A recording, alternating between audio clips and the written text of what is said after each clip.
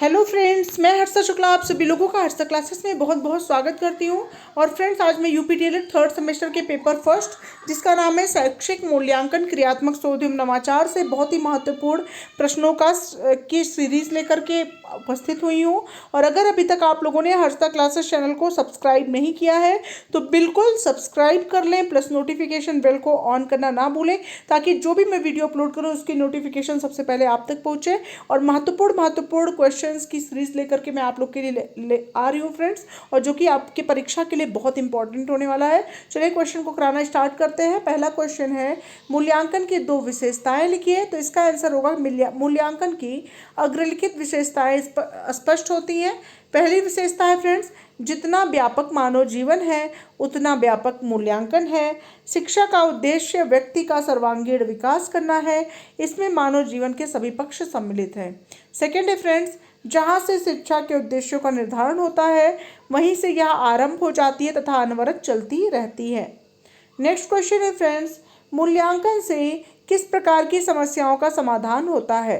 तो इसका आंसर होगा कि मूल्यांकन से छात्र की शैक्षिक समस्याओं का समाधान होता है।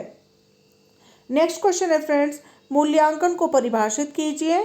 तो इसका आंसर होगा टारगर्सन तथा एडम्स के शब्दों में मूल्यांकन का अर्थ है किसी वस्तु या प्रक्रिया का मूल्य निर्धारित करना या निश्चित करना। इस प्रकार शैक्षणिक मूल्यांकन से तात्पर्य है शिक्षण प्रक्रिया तथा सीखने की प्रक्रियाओं से उत्पन्न अनुभवों की उपयोगिता के विषय में निर्णय देना।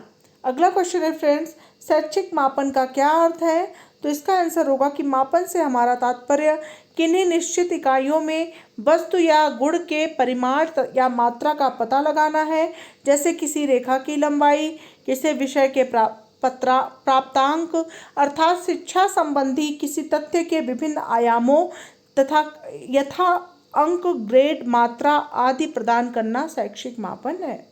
नेक्स्ट क्वेश्चन है फ्रेंड्स, शैक्षिक मापन के प्रकारों का उल्लेख कीजिए। तो इसका आंसर होगा कि शैक्षिक मापन को दो प्रकारों में बांटा जा सकता है। पहला है मानसिक मापन तथा दूसरा है भौतिक मापन।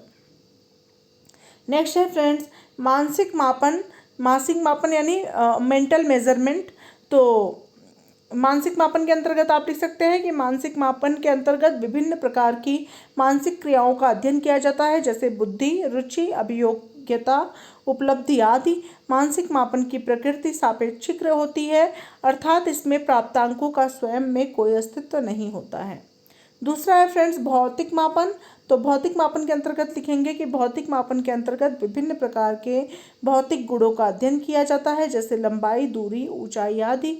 भौतिक मापन की प्रकृति निरपेक्ष होती है तथा इसके प्राप्तांक महत्वपूर्ण होते हैं। नेक्स्ट क्वेश्चन है फ्रेंड्स, मुफात के अनुसार मूल्यांकन के उद्देश्य बताइए। तो मुफात के अनुसार मूल्यांकन के दो उद्देश्य हैं। पहला है फ्रेंड्स, मूल्यांकन यह जानने में सहायक है कि शैक्षिक उद्देश्यों को किस सीमा तक प्राप्त कर लिया, तथा दूसरा यह है कि यह शिक्षक को अपने छात्रों को व्यक्तियों के रूप में जानने में सहायता प्रदान करता है। नेक्स्ट क्वेश्चन है फ्रेंड्स, मूल्यांकन प्रक्रिया के सोपानों का उल्लेख कीजिए। तो इसका आंसर है कि मूल्यांकन एक ऐसी घटना नहीं है, यह एक अनवरत चलने वाली प्रक्रिया है। किसी व्यक्ति, विचार या स्थिति का मूल्यांकन करने के लिए कई सोपानों से गुजरना पड़ता है, जो कि निम्नलिखित है। पहला है फ्रेंड्स उद्देश्यों का चयन।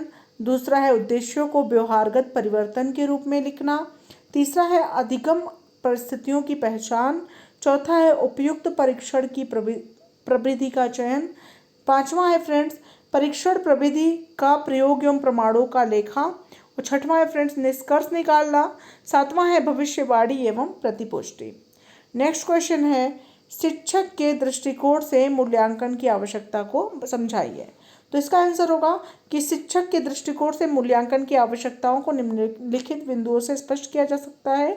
पहला है, मूल्यांकन से प्राप्त निष्कर्षों से अध्यापक को यह निर्णय करने में सहायता मिलती है कि उसके द्वारा प्रयोग की जाने वाली विषय शिक्षण विधियां किस सीमा तक उपयुक्त है, मतलब कि वो जो पढ़ा रहा है वो किस सीमा तक वो सही है, ये वो मूल्यांकन कर सकता है। नेक्स्ट है फ्रेंड्स, मूल्यांकन के माध्यम से अध्यापक कक्षा में समस्त छात्रों की प्रगति के विषय में जानकारी प्राप्त कर लेता है। नेक्स्ट क्वेश्चन है फ्रेंड्स, अभिभावकों के दृष्टिकोण से मूल्यांकन की आवश्यकता को लिखिए। तो इसका आंसर होगा कि अभिभावक के दृष्टिकोण से मूल्यांकन की आवश्यकता को अग्रलिखित बिंदुओं द्वारा स्पष्ट किया गया है। पहला है फ्रेंड्स, मूल्यांकन छात्रों और अध्यापकों के लिए केवल उपयोगी नहीं है, वरन इससे अभिभावक की भी अपने बालक की प्रगति के विषय में जानकारी प्राप्त कर सकते हैं। दूसरा है, प्रत्येक अभिभावक अपने बालकों को विद्यालय में ज्ञानार्जन करने तथा अपना नैतिक विकास करने के लिए भेजता है। बालक विद्यालय में किस सीमा तक प्रगति कर रहा है, इसका ज्ञान अभिभावक को उस समय ही हो सकता है जबकि छात्र का विद्यालय में उचित मूल्यांकन करने के पश्चात उसका प्रगति पत्र देखने को मिलता है। नेक्स्ट क्वेश्चन है फ्रेंड्स, सामाजिक दृष्टिकोण से मूल्यांकन की आवश्यकता को समझाइए। तो इसका आंसर होगा कि सामाजिक दृष्टिकोण से मूल्यांकन की आवश्यकता निम्नलिखित बिंदुओं द्वारा स्पष्ट है। पहला है फ्रेंड्स, मूल्यांकन ही एक ऐसा साधन है जिसके माध्यम से समाज को यह ज्ञात होता है कि शिक्षा की प्रगति वांछित ढंग से हो रही है अथवा नहीं। दूसरा है फ्रेंड्स, समाज को मूल्यांकन द्वारा ही यह ज्ञात होता है कि उचित प्रकार से शिक्षा के स्तरों की प्राप्ति हो रही है या नहीं। तीसरा है, मूल्यांकन द्वारा समाज विभिन्न प्रकार की सूचियां प्राप्त करता है, जैसे शैक्षिक कार्यक्रम उचित है अथवा नहीं, किन विषयों का अधिक महत्व है आदि। नेक्स्ट क्वेश्चन है फ्रेंड्स, सतत मूल्यांकन के अर्थ को स्पष्ट कीजिए। तो सतत मूल्यांकन आप हेडिंग डालेंगे, ठीक है। उसके अंतर्गत लिखेंगे, सतत मूल्यांकन से तात्पर्य नियमित एवं निरंतर होने वाले मूल्यांकन से है। सतत शब्द का प्रयोग शिक्षण अधिगम की प्रक्रिया के संपूर्ण समन्वित आकलन के लिए किया गया है। शिक्षा की प्रक्रिया विद्यार्थी के सभी क्षेत्रों को प्रभावित करती हुई निरंतर आगे बढ़ती रहती है, और यही निरंतरता मूल्यांकन में भी होनी चाहिए। नेक्स्ट क्वेश्चन है फ्रेंड्स, व्यापक मूल्यांकन से आप क्या समझते हैं। तो व्यापक मूल्यांकन आप हेडिंग डालेंगे, इसके अंतर्गत लिखेंगे कि ऐसी प्रक्रिया के रूप में समझा जाता है जो विद्यार्थी के ज्ञानात्मक, भावात्मक और संज्ञानात्मक सभी पक्षों का संपूर्ण एवं व्यापक आकलन करती है। इसमें शिक्षार्थी के आकलन के विविध उपकरण एवं तकनीकें काम में ली जाती हैं।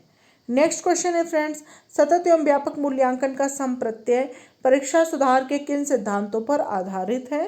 तो इसका आंसर होगा कि सतत एवं व्यापक मूल्यांकन का संप्रत्यय वास्तव में परीक्षा सुधार के इन सिद्धांतों पर आधारित है। पहला है फ्रेंड्स, जो व्यक्ति शिक्षण कार्य कराता है उसी व्यक्ति के द्वारा विद्यार्थियों का मूल्यांकन किया जाए, बाह्य परीक्षक द्वारा नहीं। दूसरा है फ्रेंड्स, मूल्यांकन कार्य सत्र के अंत में ना होकर संपूर्ण सत्र के समय लगातार होता रहे। तीसरा है फ्रेंड्स, मूल्यांकन द्वारा छात्रों के व्यक्तित्व के बहुआयामी पक्षों की जानकारी प्राप्त हो। अतः सतत एवं व्यापक मूल्यांकन के अर्थ को स्पष्ट करने के लिए कहा जा सकता है कि सतत एवं व्यापक मूल्यांकन विद्यार्थी का वह समग्र प्रोफाइल है जो अधिगम समय या सत्र की पूरी अवधि के शैक्षिक एवं सह शैक्षिक पक्षों के नियमित आकलन द्वारा प्राप्त होता है। नेक्स्ट क्वेश्चन है फ्रेंड्स, सतत मूल्यांकन का अंतिम सोपान क्या होता है। तो इसका आंसर होगा कि सतत मूल्यांकन का अंतिम सोपान भविष्यवाणी होता है। अगला क्वेश्चन है, व्यापक मूल्यांकन की आवश्यकता क्यों होती है। तो इसका आंसर होगा कि दक्षता आधारित मूल्यांकन के अंतर्गत प्रतिदिन कक्षा में शिक्षण के अंतर्गत छात्रों में दक्षता सिखाने के बाद उसका मूल्यांकन किया जाता है, किंतु छात्रों की दक्षता के अतिरिक्त उनमें संज्ञानात्मक पक्ष, भावात्मक पक्ष तथा क्रियात्मक पक्ष भी सम्मिलित होते हैं, जिनका मूल्यांकन दक्षता आधारित विधि से संभव नहीं होता। इसलिए छात्रों के चहुमुखी विकास हेतु तो व्यापक मूल्यांकन की आवश्यकता होती है। सभी शैक्षिक क्षेत्रों में से संबंधित योग्यताएं तथा सभी गैर शैक्षिक व्यवहार के क्षेत्रों की प्रगति के मूल्य निर्धारण को व्यापक मूल्यांकन कहा जा सकता है। नेक्स्ट क्वेश्चन है फ्रेंड्स, मूल्यांकन के दो प्रमुख प्रकार बताइए। तो मूल्यांकन के दो प्रमुख प्रकार सतत मूल्यांकन एवं व्यापक मूल्यांकन है। नेक्स्ट क्वेश्चन है, प्राथमिक स्तर पर छात्रों के शिक्षण अधिगम उपागम के लिए किन बिंदुओं पर ध्यान दिया जा सकता है, समझाइए। तो इसका आंसर होगा कि प्राथमिक स्तर पर छात्रों के शिक्षण अधिगम उपागम हेतु निम्नलिखित बिंदुओं पर ध्यान दिया जाता है। पहला है दक्षता आधारित न्यूनतम अधिगम। दूसरा है ऑपरेशन ब्लैक बोर्ड योजना के अंतर्गत प्रदत्त शिक्षण सामग्री का उपयोग। तीसरा है कक्षीय सहभागिता। चौथा है उपर्युक्त अधिगमों का दक्षता आधारित सतत एवं व्यापक मूल्यांकन। नेक्स्ट क्वेश्चन है मूल्यांकन के पक्ष से आप क्या समझते हैं? तो इसका आंसर होगा कि मूल्यांकन वर्तमान शैक्षिक व्यवस्था का एक आवश्यक अंग है। मूल्यांकन का प्रमुख उद्देश्य बालक की सर्वांगीण प्रगति का आकलन है। इसमें छात्रों की शैक्षिक व्यवस्था, सामाजिक उन्नयन एवं क्रियात्मक व्यवहार का मूल्यांकन किया जाता है। नेक्स्ट क्वेश्चन है कुशलता का वर्गीकरण किस प्रकार किया जा सकता है? तो इसका आंसर होगा कि कुशलता का वर्गीकरण इस प्रकार किया जा सकता है। पहला है सामाजिक कुशलताएं, दूसरा है यांत्रिक कुशलताएं, तीसरा है गणितीय कुशलताएं, चौथा है भाषा की कुशलताएं। नेक्स्ट क्वेश्चन है बोलने से क्या तात्पर्य है, समझाइए। तो इसका आंसर होगा कि बोलने से तात्पर्य है मनोगत विचारों की वांछित गति से इस प्रकार प्रकट करना कि श्रोता समझ सके, और सुनने से तात्पर्य है कि वक्ता द्वारा प्रयुक्त ध्वनियों तथा उनसे बने शब्दों और वाक्यों को सुनकर उनमें निहित विचारों एवं भावों को समझना। ठीक है, तो इस प्रकार से ये सभी प्रश्न आपकी परीक्षा के लिए बहुत इंपॉर्टेंट है। 1 से 2 बार इस वीडियो को आप देखेंगे तो आप लोग को अच्छे से समझ में आ जाएगा। ठीक है फ्रेंड्स, इसी के साथ मैं इस वीडियो को यहीं पर एंड करती हूँ। मिलते हैं नेक्स्ट वीडियो के साथ, तब तक के लिए thank you so much friends. Thanks for watching my video.